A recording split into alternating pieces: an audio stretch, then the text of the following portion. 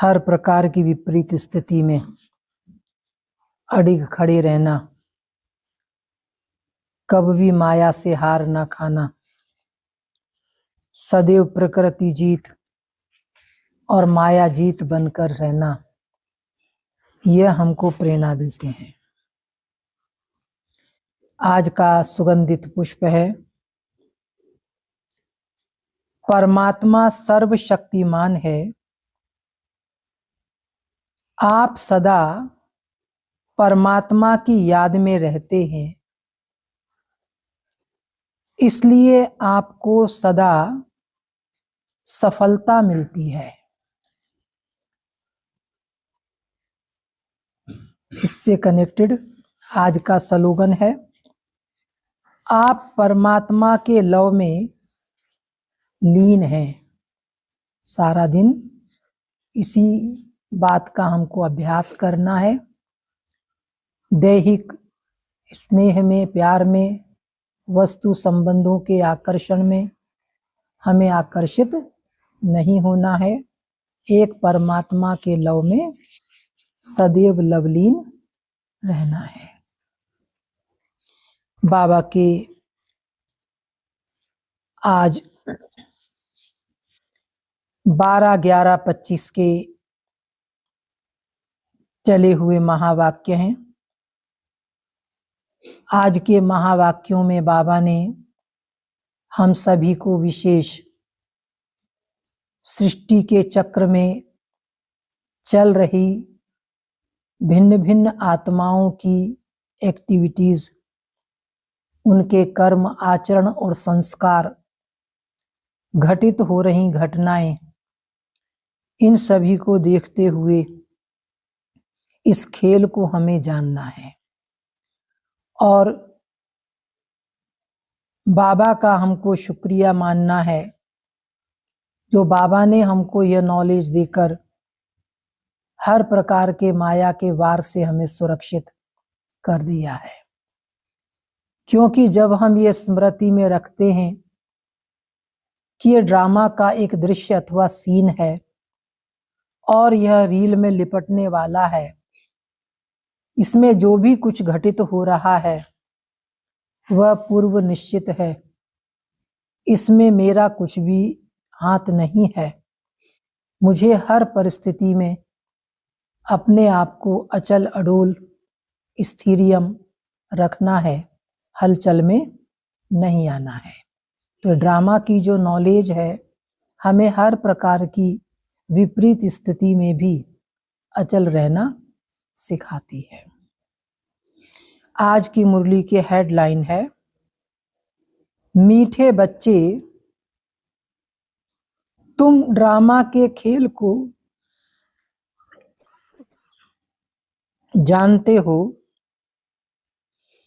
इसलिए शुक्रिया मानने की भी बात नहीं है। बाबा ने इस ड्रामा के खेल को जानने का परम सौभाग्य हमको दिया है, इसलिए हम ये भी नहीं कह सकते कि ड्रामा का या बाबा ने हमको नॉलेज दी इसका बहुत बहुत शुक्रिया। बाबा कहते शुक्रिया मानने की भी बात नहीं है। आज की मुरली से प्रश्न है, सर्विसेबल बच्चों में कौन सी आदत बिल्कुल नहीं होनी चाहिए?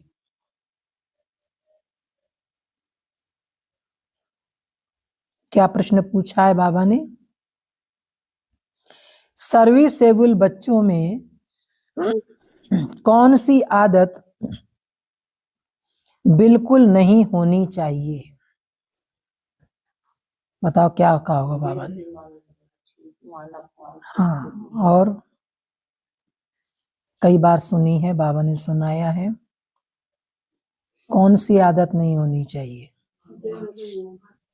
बाबा ने कहा है, उत्तर है मांगने की। थोड़ा सा दुख हुआ, समस्या आई, कठिनाई हुई, कभी शक्तिहीन हुए, कभी हिम्मतहीन हुए, कभी आर्थिक रूप में कहीं परेशानी आई, संबंधों में कहीं किसी प्रकार का कोई मतभेद हुआ, तो क्या करते हैं, फट से कभी शांति मांगेंगे, कभी हिम्मत मांगेंगे, कभी सुख मांगेंगे, कभी सहयोग मांगेंगे, कभी मदद मांगेंगे, कभी आर्थिक रूप में सहयोग मांगेंगे। तो बाबा कह रहे हैं उत्तर है मांगने की। तुम्हें बाप से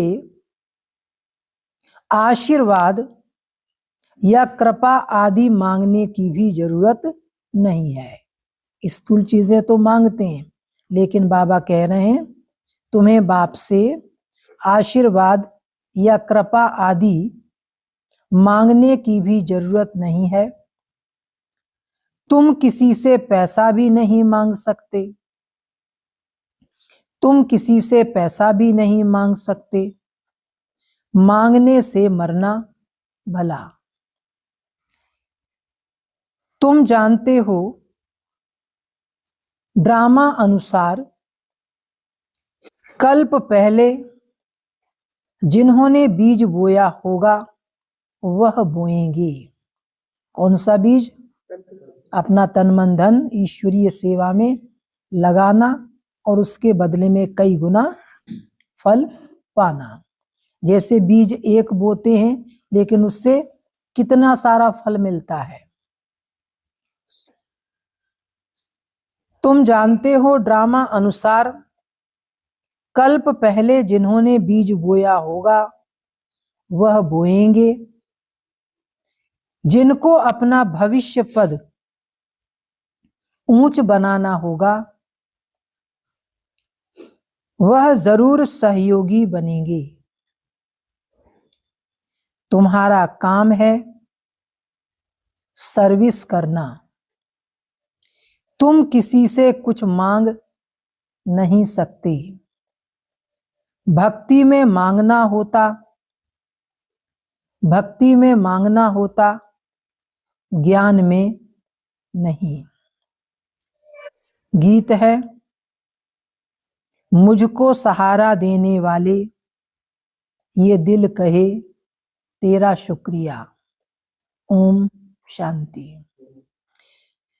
यह बच्चों के अंदर से शुक्रिया अक्षर बाप टीचर गुरु के लिए नहीं निकल सकता। क्यों? क्योंकि बच्चे जानते हैं यह खेल बना हुआ है, शुक्रिया आदि की बात नहीं है।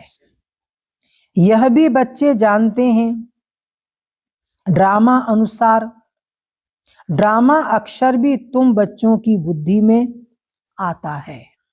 कैसे? ये नाटक या खेल चल रहा है और कैसे हम आत्माएं हर एक अपना अपना पार्ट प्ले कर रही हैं। खेल अक्षर कहने से ही सारा खेल तुम्हारी बुद्धि में आ जाता है। कौन सा? सतयुग से लेकर कलयुग के अंत तक का खेल। गोया स्वदर्शन चक्रधारी तुम आपे ही बन जाते हो। तीनों लोक भी तुम्हारी बुद्धि में आ जाते हैं, मूल वतन, सूक्ष्म वतन और स्थूल वतन।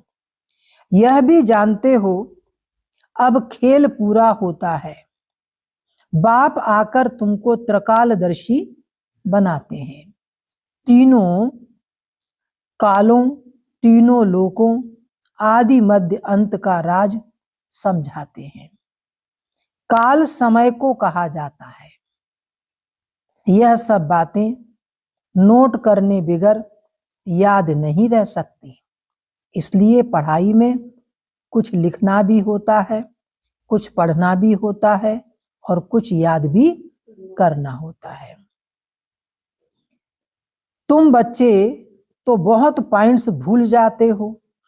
ड्रामा के ड्यूरेशन को भी तुम जानते हो, कैसे ये चक्र फिरता है। तुम त्रिनेत्री त्रिकालदर्शी बनते हो।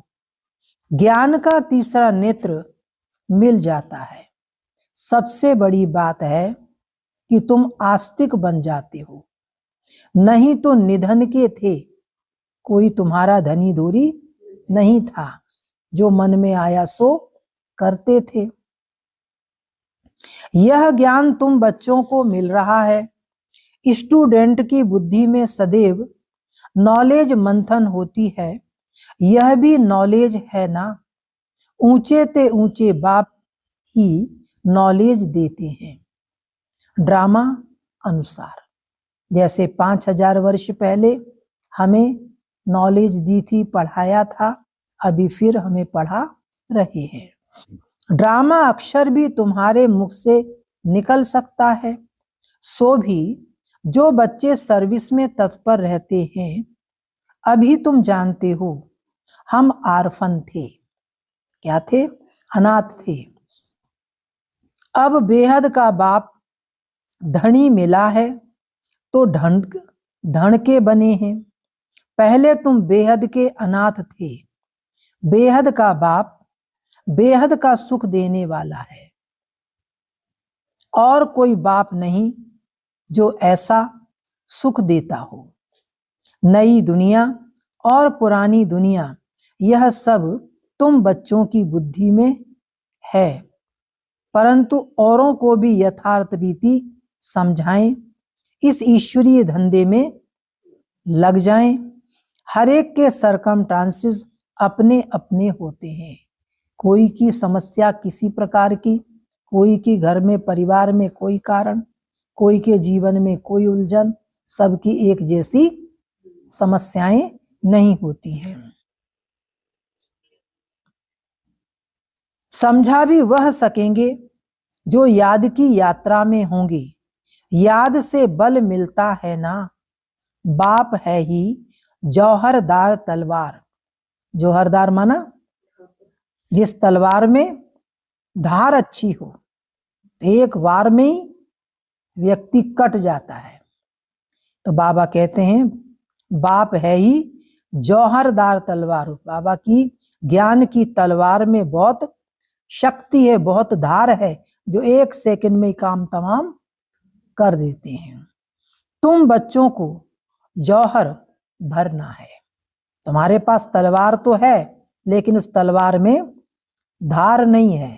तो बाबा क्या कह रहे हैं? आपको उसमें जौहर भरना है, शक्ति भरना है।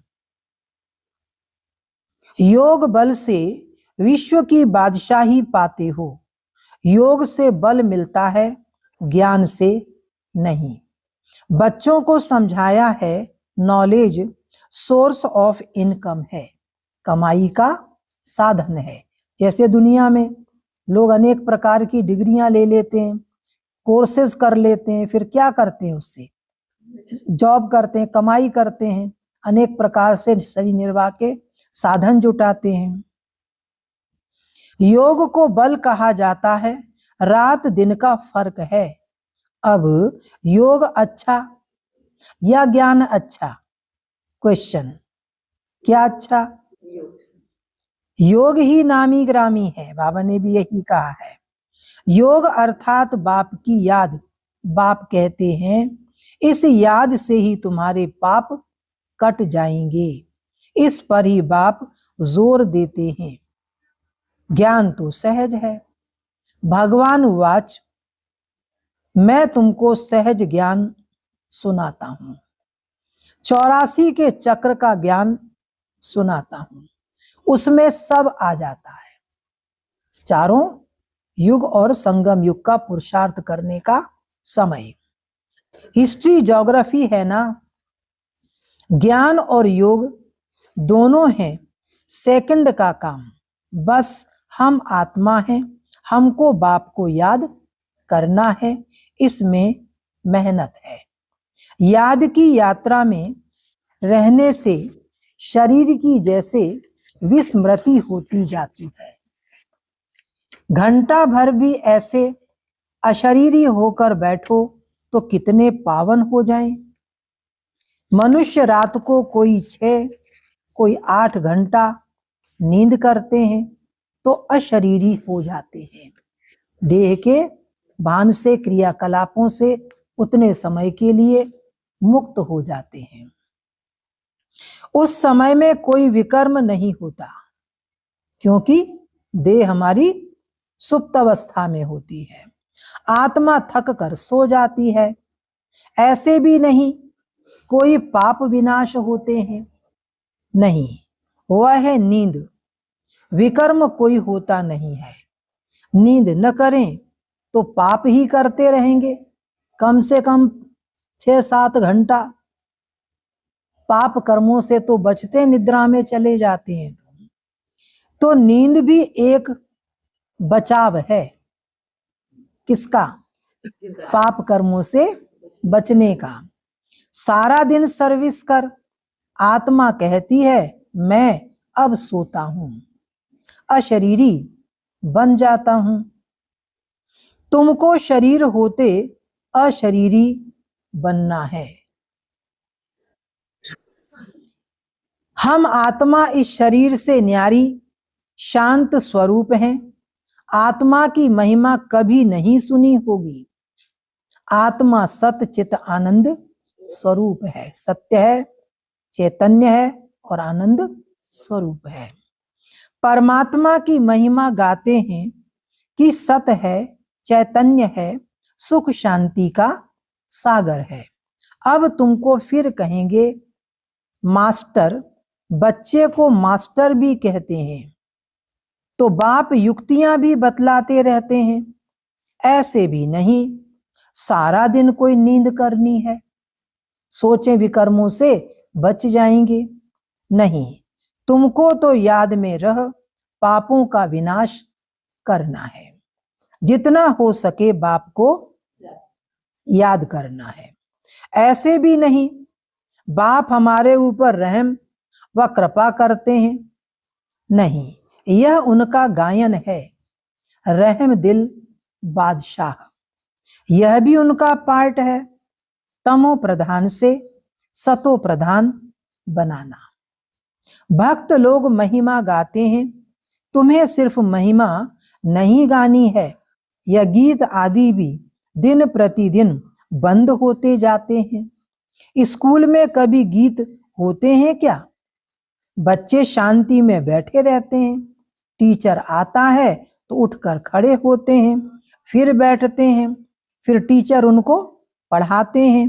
यह बाप कहते हैं मुझे तो पार्ट मिला हुआ है पढ़ाने का, सो तो पढ़ाना ही है। ब्रह्मा बाबा स्टेज पर बैठते हैं, पढ़ाने वाला शिव बाबा परम शिक्षक आता है और ब्रह्मा मुख से पढ़ाई पढ़ाता है। तुम बच्चों को उठने की दरकार नहीं, आत्मा को बैठ सुनना है। लौकिक जगत में तो टीचर अगर उठ के खड़े हो जाएंगे, यहाँ उस समय योग चलता रहता है, तो फिर योग टूट जावे ना। तो बाबा कहते यहाँ दुनिया वाला हिसाब नहीं है। तुम्हारी बात ही सारी दुनिया से न्यारी है। बच्चों को कहेंगे क्या तुम उठो, नहीं, वह तो भक्ति मार्ग में करते, यहाँ नहीं। बाप तो खुद उठकर नमस्ते करते हैं। स्कूल में अगर बच्चे देरी से आते हैं तो टीचर या तो रूल लगाएंगे या बाहर में खड़ा कर देंगे, इसलिए डर रहता है टाइम पर पहुंचने का। यहां तो डर की बात नहीं, रिस्पेक्ट है, बाबा का सम्मान है कि बाबा की मुरली शुरू करने से पहले हम पहुंचें और बाबा की पूरी मुरली का रसास्वादन करें। बाप समझाते रहते हैं मुरलियां मिलती रहती हैं, वह रेगुलर पढ़नी है। मुरली पढ़ो तो तुम्हारी प्रेजेंट मार्क पड़े, नहीं तो अब्सेंट पड़ जाएगी। सुन रहे हैं? क्योंकि बाप कहते हैं तुमको गुह गुह बातें सुनाता हूं, तुम अगर मुरली मिस करेंगे तो वह पॉइंट मिस हो जाएगी। आएंगे नहीं तो जितनी भी मुरली की पॉइंट कोई विशेष बाबा ने पुरुषार्थ के लिए कहा हो और आप आए ही नहीं, सुना ही नहीं, तो आपकी तो मिस हो गई। यह है नई बातें जो दुनिया में कोई नहीं जानते। तुम्हारे चित्र देखकर ही चक्रित हो जाते हैं, कोई शास्त्रों में भी नहीं है। भगवान ने चित्र बनाए थे। तुम्हारी यह चित्रशाला है, इसमें भिन्न भिन्न प्रकार के चित्र लगे हैं। ब्राह्मण कुल के जो देवता बनने वाले होंगे उनकी बुद्धि में ही बैठेगा। सुन रहे हैं पीछे वाले? आगे आ जाओ। कहेंगे यह तो ठीक है, कल्प पहले भी हमने पढ़ा था। जरूर भगवान पढ़ाते हैं। भक्ति मार्ग के शास्त्रों में पहले नंबर में गीता ही है, क्योंकि पहला धर्म ही यह है। फिर आधा कल्प के बाद उसके भी बहुत पीछे दूसरे शास्त्र बनते हैं। कब से? द्वापर काल से। पहले इब्राहिम आया तो अकेला था, फिर बुद्ध आए, क्राइस्ट आए, फिर एक से दो, दो से चार हुए। जब धर्म की वृद्धि होते होते लाख डेढ़ हो जाते तो शास्त्र आदि बनते हैं। द्वापर के मध्य से उनके भी आधा समय बाद ही बनते होंगे। हिसाब किया जाता है ना। बच्चों को तो बहुत खुशी होनी चाहिए, बाप से हमको वर्षा मिलता है। होती है खुशी। हमें भगवान स्वयं पढ़ाकर विश्व का मालिक बनाने आया है। तुम जानते हो परमात्मा बाप हमको सारा ज्ञान सृष्टि चक्र का समझाते हैं। यह है बेहद की हिस्ट्री और ज्योग्राफी। सबको बोलो यहाँ वर्ल्ड की हिस्ट्री ज्योग्राफी समझाई जाती है, जो और कोई सिखला ना सके।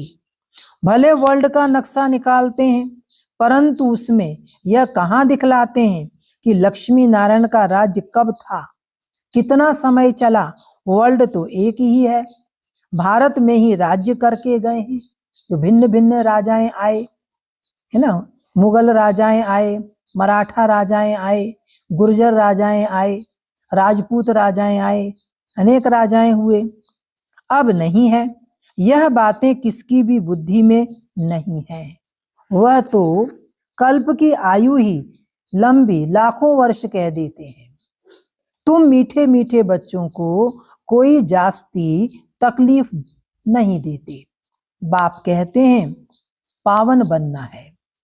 पावन बनने के लिए तुम भक्ति मार्ग में कितने धक्के खाते हो। कहाँ भक्ति करते, कहाँ पूजा करते, कहाँ तीर्थों पर जाते, कहाँ मत्था टेकते, कहीं पाठ पढ़ते, कहाँ फिर अनेक प्रकार से श्लोक उच्चारण करते, कहाँ भक्ति में फिर अनेक प्रकार के अभिषेक अनुष्ठान आदि यज्ञ आदि करते। अब समझते हो धक्के खाते खाते पावन बनने के लिए तुम भक्ति मार्ग में कितने धक्के खाते हो। 2500 वर्ष गुजर गए। अब फिर बाबा आया है फिर से राजभाग्य देने। तुमको यही याद है पुरानी से नई और नई से पुरानी दुनिया जरूर होती है। अभी तुम पुराने भारत के मालिक हो ना, फिर नए के मालिक बनेंगे। सतयुग में क्या होगा? नया भारत होगा। एक तरफ भारत की बहुत महिमा गाते रहते, दूसरे तरफ फिर बहुत ग्लानि करते रहते। वह भी तुम्हारे पास गीत हैं। एक गीत है ना, कौन सा? देख तेरे संसार की हालत क्या हो गई भगवान। तुम समझाते हो अब क्या क्या हो रहा है। यह दोनों गीत भी सुनने चाहिए। कौन सा? एक है जहां डाल डाल पर सोने की चिड़िया करती हैं बसेरा, वह भारत देश है मेरा। और एक यह देख तेरे संसार की हालत। तुम बता सकते हो कहाँ रामराज्य, कहाँ यह बाप है गरीब निवास। गरीबों की ही बच्चियां मिलेंगी। साहूकारों को तो अपना नशा रहता है। बाबा को जीवन समर्पित करने वाली, बाबा के कार्य में मददगार बनने वाली अधिकांशतः मध्यम श्रेणी गरीब घराने की बच्चियां। साहूकारों को तो अपना बड़ा नशा होगा। वो सुख ऐशो आराम का जीवन छोड़ नहीं सकेंगे, फिर उनकी बच्चियां भी नहीं छोड़ सकेंगी। कल्प पहले जो आए होंगे वही आएंगे। फिक्रात की कोई बात नहीं। शिव बाबा को कभी कोई फिक्रात नहीं होती। हाँ, दादा को होगी। दादा माना ब्रह्मा बाबा। इनको अपना भी फिक्र है, हमको नंबर 1 पावन बनना है। इसमें है गुप्त पुरुषार्थ। चार्ट रखने से समझ में आता है, इनका पुरुषार्थ जास्ती है। बाप हमेशा समझाते रहते हैं, डायरी रखो, नोट करने की डायरी रखो, नोट करो। बहुत बच्चे लिखते भी हैं। चार्ट लिखने से सुधार बहुत हुआ है। यह युक्ति बहुत अच्छी है, तो सबको करना चाहिए। अपना चार्ट लिखो। देखो, आज कोई भूल हुई, लक्ष्य रखो कल ये भूल ना हो। लक्ष्य रखेंगे तो नहीं होगी। समझो फिर भी हुई, फिर लक्ष्य रखो। दूसरे दिन तीसरे दिन नहीं हुई, समझो। ऐसे कोई ना कोई भूल होती है, लिखते हैं, आगे के लिए अपने आप को पक्का करते हैं, तो हमारा वो संस्कार, वो आदत छूटती जाती है। बहुत बच्चे लिखते भी हैं, चार्ट लिखने से सुधार हुआ है। यह युक्ति बहुत अच्छी है, तो सबको करना चाहिए। डायरी रखने से तुमको बहुत फायदा होगा। डायरी रखना माना बाप को याद करना, उसमें बाप की याद लिखनी है। डायरी भी मददगार बनेगी, पुरुषार्थ होगा। सुना बाबा क्या कह रहे हैं? डायरी में लिखेंगे तो आपकी मददगार बनेगी और आपका पुरुषार्थ आगे बढ़ेगा। डायरियां कितनी लाखों करोड़ों बनती हैं नोट आदि करने लिए, कमी थोड़ी है। सबसे मुख्य बात तो यह है नोट करने की। यह कभी भूलना नहीं चाहिए, उसी समय डायरी में लिखना चाहिए। समझो भूल जाते हैं तो नोट करो। रात को हिसाब किताब लिखना चाहिए सोने के पहले। आज सारे दिन में हमसे कोई भूल तो नहीं हुई, अगर हुई है तो आगे के लिए अपने आप को पक्का करें कि हमको आगे ये भूल नहीं करना है। फिर मालूम पड़ेगा यह तो हमको घाटा पड़ रहा है, क्योंकि जन्म जन्मांतर के विकर्म भस्म करने हैं। बाप रास्ता बताते हैं, अपने ऊपर रहम व कृपा करनी है। टीचर तो पढ़ाते हैं, आशीर्वाद तो नहीं करेंगे। आशीर्वाद, कृपा, रहम आदि मांगने से मरना भला। बाबा कहते खुद मेहनत करो, त्याग करो, तपस्या करो। कोई से पैसा भी नहीं मांगना चाहिए, बच्चों को मना है सख्त। बाबा कहते हैं ड्रामा अनुसार जिन्होंने कल्प पहले बाबा के यज्ञ में बीज बोया है, वर्षा पाया है, वह आप ही करेंगे। उन्हें कहना नहीं पड़ेगा, अपना तन मन धन स्वतः वो सेवा में लगाएंगे। तुम कोई काम के लिए मांगो नहीं, नहीं करेगा तो नहीं पाएगा। बाबा तो कहता है निमित्त बहनें भी क्यों आपको इशारा देती हैं, जिससे आपका भाग्य बने। मनुष्य दान पुण्य करते हैं तो रिटर्न में उसका मिलता है ना। राजा के घर व साहूकार के पास जन्म होता है, जिनको करना होगा वह आप ही करेंगे, तुमको मांगना नहीं है। कल्प पहले जिन्होंने जितना किया है, ड्रामा उनसे कराएगा। मांगने की क्या दरकार है? बाबा तो कहते रहते हैं हुंडी भरती रहती है। तो पुण्य कर्म करोगे तो भी हुंडी भरेगी। कोई पाप कर्म करता है तो पाप का भी घड़ा भरता है। हम बच्चों को थोड़ी कहेंगे पैसा दो। भक्ति मार्ग की बात ज्ञान मार्ग में नहीं होती।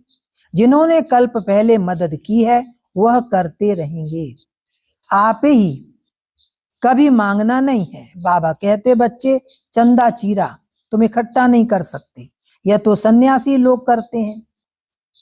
कोई यज्ञ हुआ, कोई अनुष्ठान किया तो क्या करते हैं, पूरे शहर में चंदा लेते हैं। बाबा के बच्चे ये काम नहीं करते। बाबा कहते नहीं करना ये काम, यह तो सन्यासी लोग करते हैं। भक्ति मार्ग में थोड़ा भी देते हैं, उसका रिटर्न में एक जन्म लिए मिलता। यह फिर जन्म जन्मांतर के लिए, तो जन्म जन्मांतर के लिए सब कुछ दे देना अच्छा है ना। इनका तो नाम भोला भंडारी है। तुम पुरुषार्थ करो तो विजय माला में पिरोए जा सकते हो। भंडारा भरपूर, कालकंटक दूर है, वहां कभी अकाले मृत्यु नहीं होती। यहाँ मनुष्य काल से कितना डरते हैं, कहीं मर ना जावे। कहीं कुछ हो ना जावे। थोड़ा कुछ होता है तो मौत याद आ जाता है, वहां यह ख्याल ही नहीं। तुम अमरपुरी में चलते हो, वहां अकाले मृत्यु किसी का होता नहीं। यह छीछी मृत्यु लोक है। भारत ही अमर लोक था, अब मृत्यु लोक है। तुम्हारा आधा कल्प बहुत छीछी पास हुआ। द्वापर और कलयुग विकारों के वश हो, पाप कर्म करते रहे, नीचे गिरते आए हो। जगन्नाथपुरी में बहुत गंदे गंदे चित्र हैं। बाबा तो अनुभवी है ना, चारों तरफ घूमा हुआ है, सब जगह बाबा ने तीर्थ आदि किए हैं। भक्ति के अनेक स्थानों को बाबा ने देखा है। गोरे से सांवरा बना है, गांव में रहने वाला था। वास्तव में यह सारा भारत गांव है, तुम गांव के छोरे हो। अब तुम समझते हो हम विश्व के मालिक बनते हैं।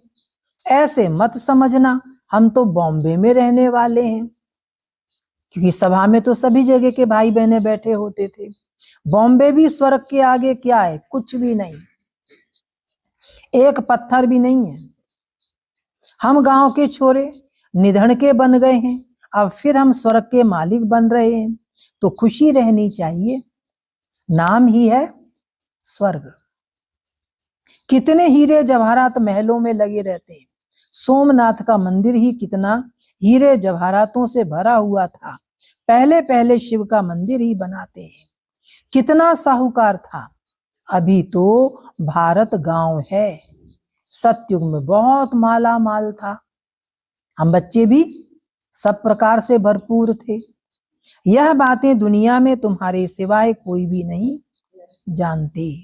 तुम कहेंगे कल हम बादशाह थे, आज हम फकीर हैं, फिर विश्व के मालिक बनते हैं।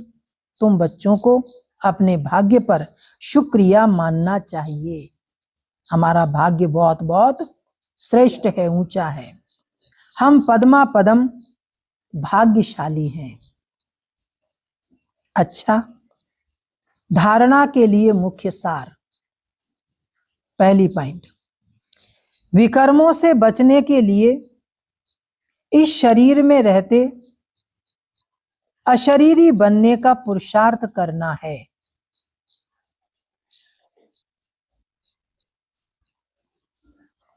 याद की यात्रा ऐसी हो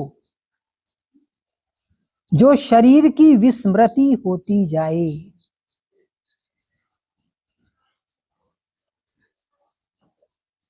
दूसरी पॉइंट, ज्ञान का मंथन कर आस्तिक बनना है।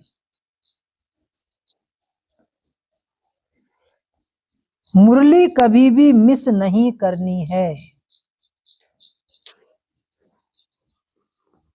अपनी उन्नति के लिए डायरी में याद का चार्ट नोट करना है। अपनी उन्नति के लिए डायरी में याद का चार्ट नोट करना है। आज का वरदान है, रूहानी शक्ति को हर कर्म में यूज करने वाले, रूहानी शक्ति को हर कर्म में यूज करने वाले युक्ति युक्त जीवन मुक्त भव। भावार्थ है, इस ब्राह्मण जीवन की विशेषता है ही रूहानियत। रूहानियत की शक्ति से ही स्वयं को व सर्व को परिवर्तन कर सकते हो। इस शक्ति से अनेक प्रकार के जिस्मानी बंधनों से मुक्ति मिलती है। लेकिन युक्ति युक्त बन हर कर्म में लूज होने के बजाय रूहानी शक्ति को यूज करो। मनसा वाचा और कर्मणा तीनों में साथ साथ रूहानियत की शक्ति का अनुभव हो। जो तीनों में युक्ति युक्त हैं वो ही जीवन मुक्त हैं। आज का स्लोगन है, सत्यता की विशेषता द्वारा खुशी और शक्ति की अनुभूति करते चलो। अव्यक्त इशारे अशरीरी व विदेही स्थिति का अभ्यास बढ़ाओ। जो भी परिस्थितियां आ रही हैं और आने वाली हैं, उसमें विदेही स्थिति का अभ्यास बहुत चाहिए। इसलिए और सभी बातों को छोड़, यह तो नहीं होगा, कहीं यह तो नहीं होगा, क्या होगा, कैसे होगा, इस क्वेश्चन को छोड़ दो। अब विदेही स्थिति का अभ्यास बढ़ाओ। विदेही बच्चों को कोई भी परिस्थिति व कोई भी हलचल प्रभाव नहीं डाल सकती। अच्छा,